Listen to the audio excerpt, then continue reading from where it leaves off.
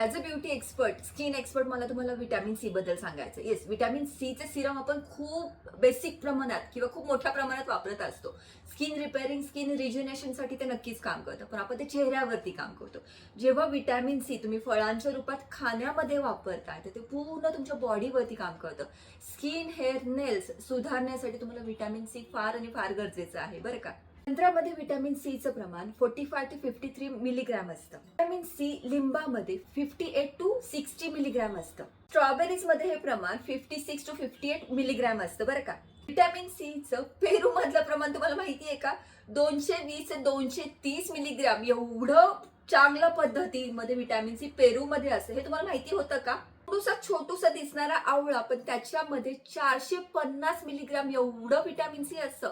आणि जेव्हा तुम्ही ड्राय फॉर्म मध्ये खाता किंवा त्याला मग कॅन्डी फॉर्म मध्ये खाता, तर हेच प्रमाण 600 ते 800 मिलीग्राम होतं. येते लक्षात. छोटूसा आवळा पण तुमच्या स्किन, हेअर, नेल साठी खूप आणि खूप चांगला आहे. त्यामुळे मी तुम्हाला असं सांगेन, येस, नॅचरल फळं आणि सीझनल फळं खाण्याची सवय तुम्ही स्वतःला आणि तुमच्या मुलांना नक्की लावा. आवळा हे खूप स्वस्त आणि खूप चांगल्या पद्धतीनं काम करतं. कुठलं पण प्रोडक्ट वरनं लावताना ते रिपेअरिंग प्रोडक्ट म्हणून काम करतं, पण जेव्हा तुम्ही त्याचे इंटेक वाढवता, ते डिरेक्टली तुमच्या रक्तापासनं हे न्यूट्रिशन तुम्हाला सप्लाय मिळतात, सप्लिमेंट सारखे मिळतात. नक्की नक्की विचार करा. छोटीशी वाटणारी गोष्ट पण फार महत्वाची आहे.